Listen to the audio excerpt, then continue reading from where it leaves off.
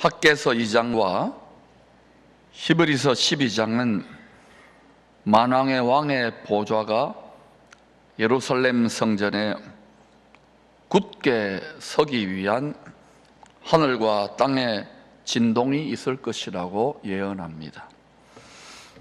예루살렘 성전에 말씀대로 그 전에 멸망에 가정한 것, 짐승의 보좌가 서게 될 것입니다. 이 짐승의 보좌를 흔들어 엎어버리고 오실 영광의 왕의 보좌를 굳게 세우기 위한 하늘과 땅, 영계와 물질계의 진동입니다. 히브리서 12장 27절 같이 읽겠습니다. 시작.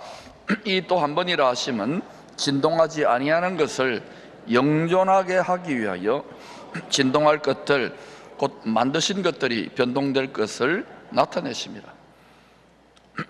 지금은 아닙니다만 조금씩 이제 진동이 강해지지만 정한 때가 되면, 주어지기 전 3년 반이 되면 모든 것이 말씀의 반석 위에 세워지지 않은 모든 것은 다 흔들려 넘어지고 말 것입니다. 무너지고 말 것입니다. 나라가 심히 지금 진동하고 흔들리고 있지요. 나라를 다스리는 높은 지위에 있는 사람들을 위해 많이 기도해야 될 때입니다. 성경에 그렇게 하라고 하셨습니다. 임금들과 높은 지위에 있는 모든 사람을 위하여 하라. 이런 우리가 성도들을 말합니다. 모든 경건과 단정함으로 고요하고 평안한 생활을 하려 합니다. 다 믿는 건 아니지만 그 시대에 깨어있는 성도들 덕분에 백성들이 덕을 봐야 돼요. 축복의 통로이기 때문에 기도해야 합니다. 모든 권세는 가장 높은 하늘의 보좌에 계신 하나님께로부터 위임됩니다. 국민들이, 지도자들이 각자의 탐심을 따라, 자기 욕심을 따라 지도자를 세우게 되면 그 나라에 분량이 넘어서면 징계와 재앙이 임합니다. 이러한 하나님의 징계와 재앙을 막는 세상의 빛과 소금이 성도입니다. 다 부패해지기 때문에 그래요. 소금을 뿌려야 돼요. 빛을 쏘여야 돼요. 세상의 빛이요, 세상의 소금입니다. 그리스도의 깨어진 심장, broken heart로 나라를 위해 기도해야 할 때입니다. 이러한 broken heart가 없다, 하나님의 상한 심장이 없다, 회개해야 됩니다. 마태복음 20장은 주님이 자기 몸을 희생제물로 드리고자 예루살렘으로 갈 때의 이야기입니다. 포도원의 품꾼 비유를 통하여 나중된 자로서 먼저 되고 먼저 된 자로서 나중될 자가 있을 것을 알려줍니다. 먼저 된 자는 율법의 말씀을 맡은 장자, 제사장 민족 유대인입니다. 그러나 유대인들은 율법의 정죄에 대해 죽어 부활 복음의 말씀이 되실 주님을 배척함으로 나중되고 말았습니다.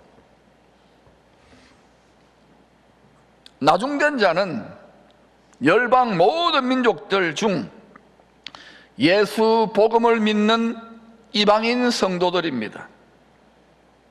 바로 우리들이란 거예요. 이방인 중 마음의 포도원 품꾼으로 고용되어 열심히 일해서 좋은 열매, 주님을 닮은 성품의 열매를 맺는 성도들은 먼저 될 것입니다. 포도원 품꾼 비유로 천국의 비밀을 말씀하신 후에 세 번째로 예루살렘에서 속죄의 희생양으로 죽어 부활할 것을 예언하십니다. 이방인들에게 넘겨주어 누가 이방인들에게 넘겨줬어요? 유대인이신 예수님을 유대인들이 넘겨주었어요. 먼저 된 자들이 넘겨준 거예요. 그를 조롱하며 육신의 생각으로 조롱한 거예요. 채찍질하며 백성들은 다 선동당한 거예요. 십자가에 못 박게 할 것이나 제3일에 살아나리라. 죄와 사망 권세를 움켜쥐고 있는 이 세상의 임금, 이 세상의 신 뱀의 머리를 밟아버린 거예요.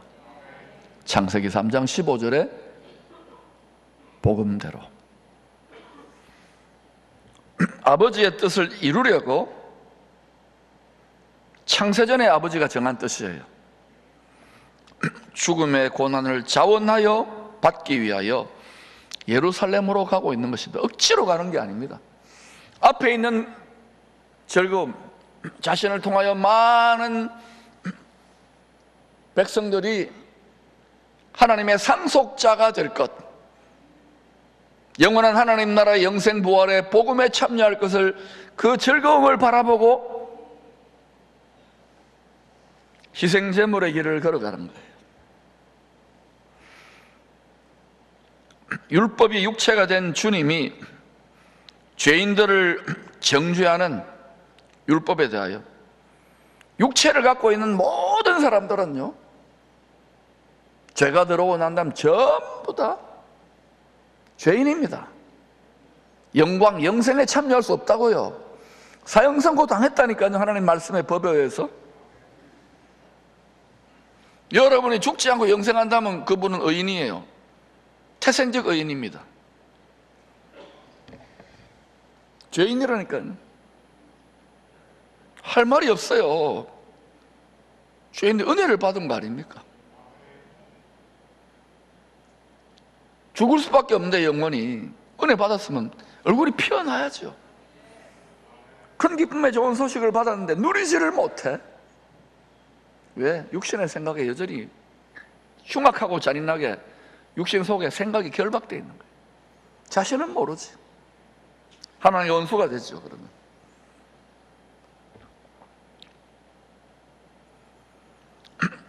죄인들을 정죄하는 율법, 예수님이 그 율법 육체입니다.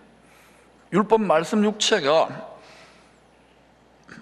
죽어야, 율법에 대해 죽어야 부활 생명의 성령의 범, 복음이 될 수 있기에 홀로 주님이 죽기까지 복종한 거예요.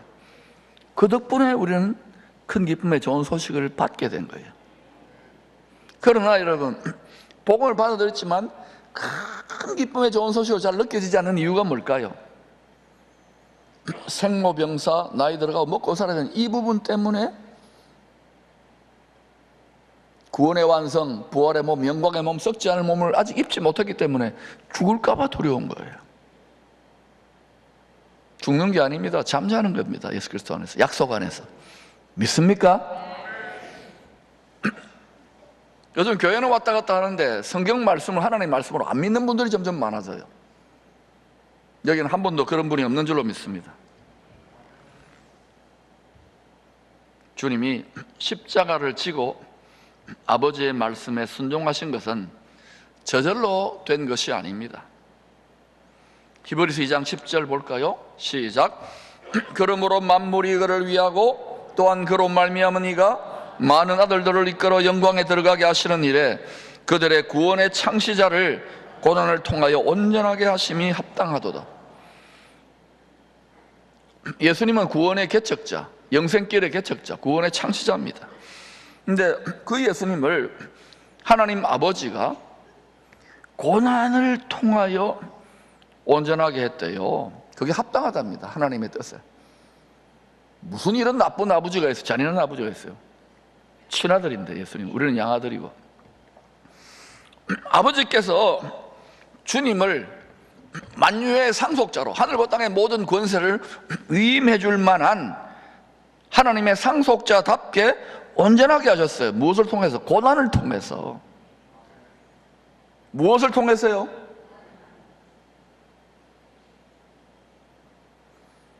우리가 제일 신앙생활 싫어하는 거, 인생살을 싫어하는 고난은 고난. 여러분이 큰 이 세상에 재벌 기업 많은 재산을 가진 많은 권력을 가진 왕이거나 재벌 회장이라고 합시다. 그러면 자기 아들에게 친아들에게 사업을 물려주고 권력을 이양해 주려면 어때요? 훈련을 시킵니까? 안 시킵니까? 합당하게 온전케 다듬어야 되겠죠. 상속자답게.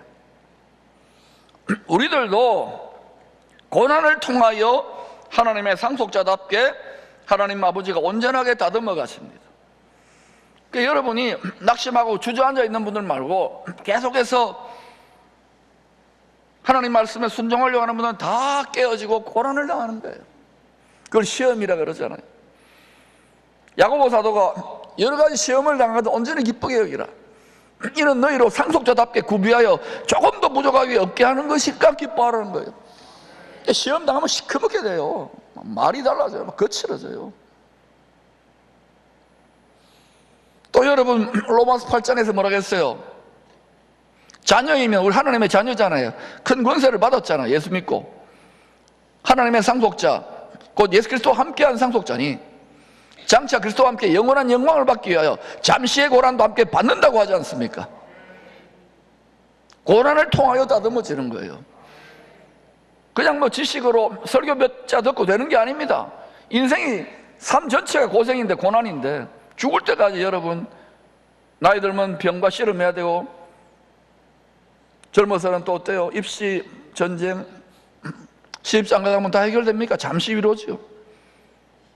이 세상은 고생으로 고난으로 연단되어 아버지의 상속자답게 다듬어지는 곳이라는 것을 기억하십시오.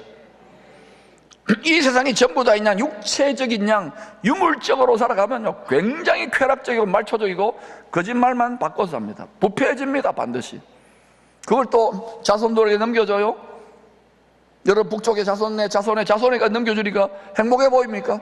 반지옥에 올라오지요. 속지 마시기를 바랍니다. 특별히 여러분 중에 혹독한 연단을 받고 있는 분이 있어요. 그 고난의 의미를 재해석하시기를 바랍니다. 그 시험의 의미를.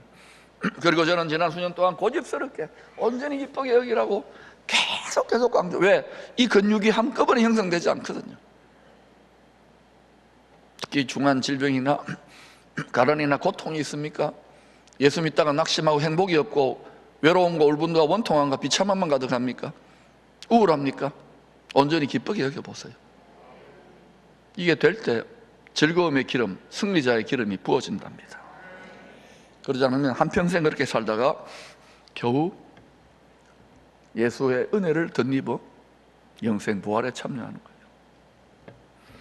본문은 하나님의 뜻을 이루기 위한 순종의 여정에서 겪어야만 하는 고난의 신비에 대한 가르침입니다.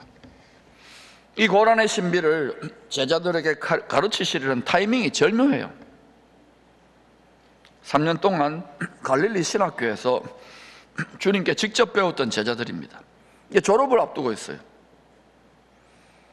졸업을 앞두고 가장 어려운 과목으로 소문이 나 있는 고난에 대해서 배우게 됩니다.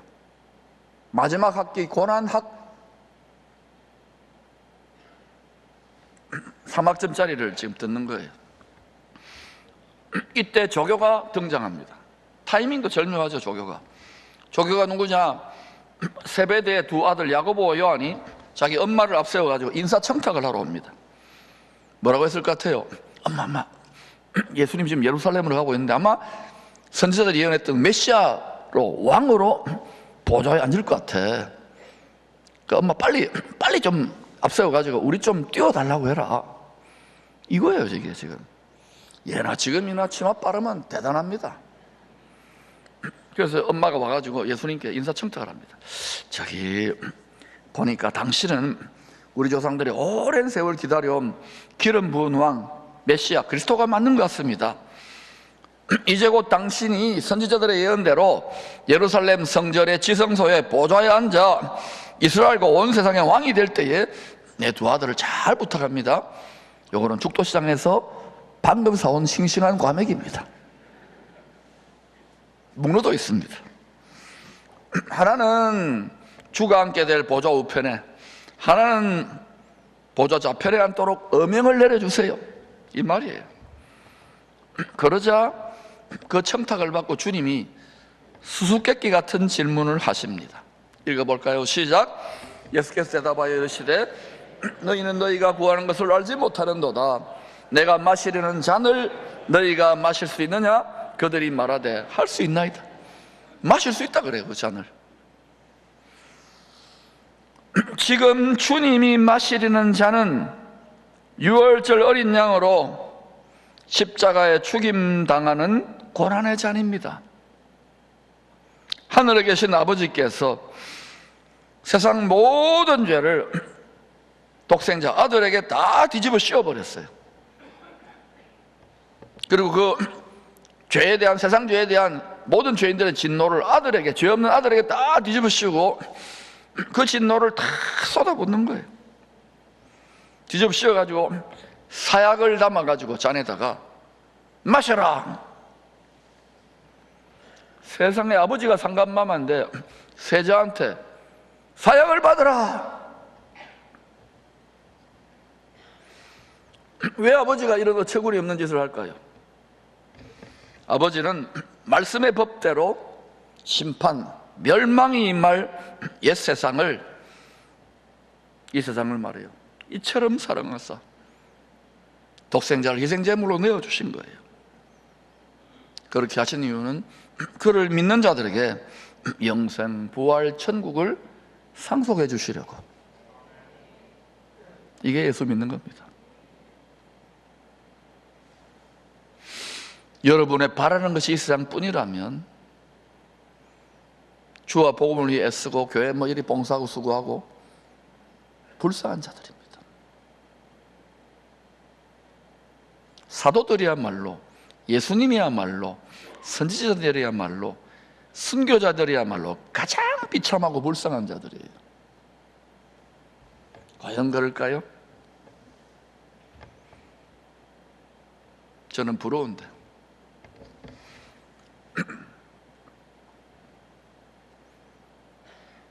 상감마마에게 나라의 죄 대신에 네가 사역받고 마시고 죽으라는 거예요, 예수님에게. 그렇게 해야 새 세상이, 새 나라가 창조되기 때문에. 그 사역받은 아들은 죽습니까? 아닌 것 같은데. 부활했는데.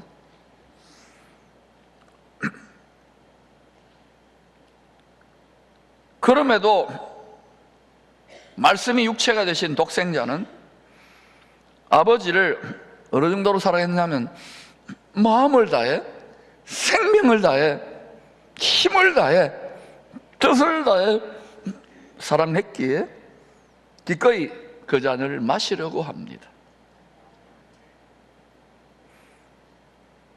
주님을 사랑한다, 너무 쉽게 말하고 있어요.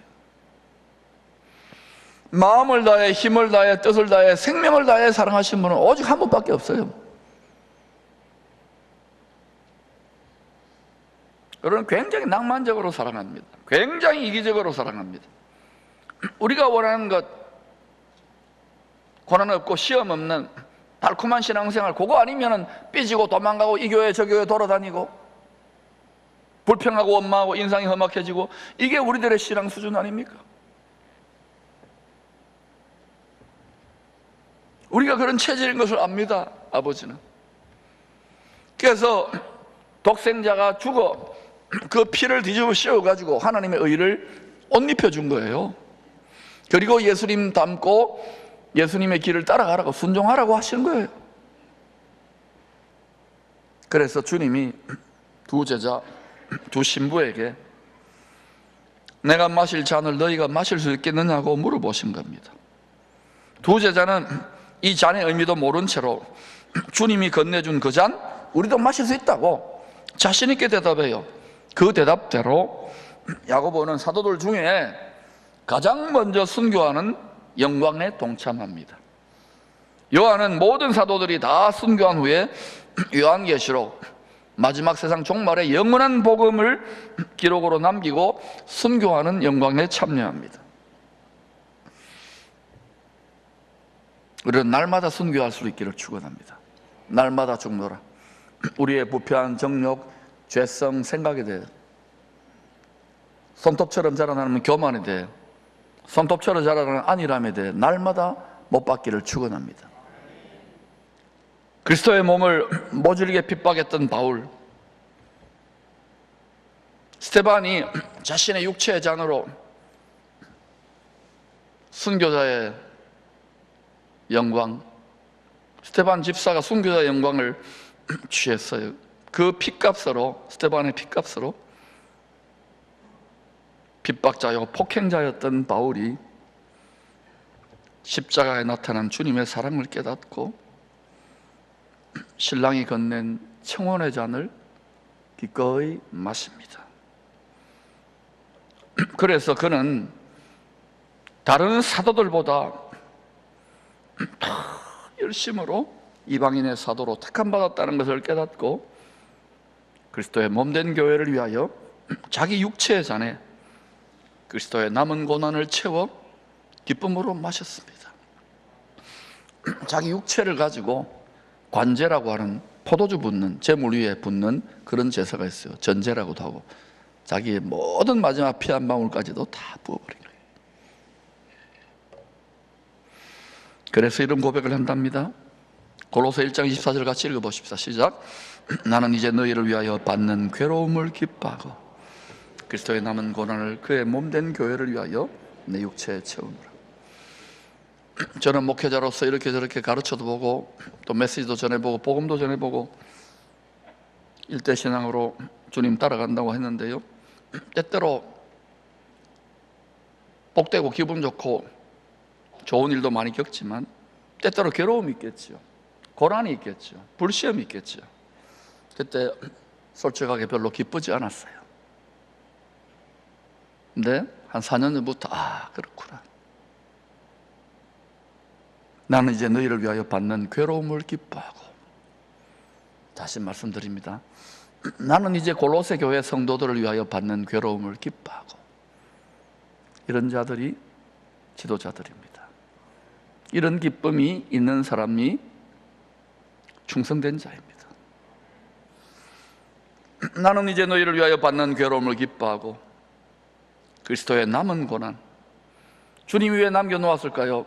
갑지부를 다 하셨는데 이 보좌에 함께 앉을 잔을 마실 자들을 위하여 남겨놓은 그 남은 고난, 그 잔을 자기 육체가 되어, 육체가 잔이에요. 그의 몸된 교회를 위하여 내 육체에 고난의 신 포도주를 다 채워버린 거예요. 주님이 그리스도의 신부로, 그리스도의 군사로 초대를 받은 우리들에게 지금 묻고 계십니다. 내가 마시려는 잔을 너희가 마실 수 있겠느냐? 내가 마시려는 잔을 너희가 마실 수 있겠느냐? 땅의 영광의 자리에서는 구름대처럼 몰려들어요. 예수님 때도 그랬지요. 그러나 그 잔을 마시는 자리에는 다 회피합니다.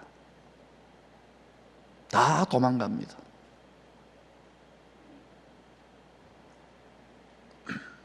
오늘 이 말씀을 달게 받고 내 몫에 태인 십자가, 내 몫에 태인 고생의 잔을 달게 마실 수 있는 분들은 오늘 이 말씀을 받는 은혜가 있기를 축원합니다. 저는 한 주 동안 이 말씀을 준비하는 한 주 동안 계속 우리 자녀들 또 태어날 손주들에게 이 은혜가 임하기를 간절히 기도했어요. 이 땅 것뿐만 아니라 영원한 것에서, 영원입니다. 이 은혜가 있기를 여러분과 여러분의 가정과 자녀 손들에게 축복하며 기도합니다.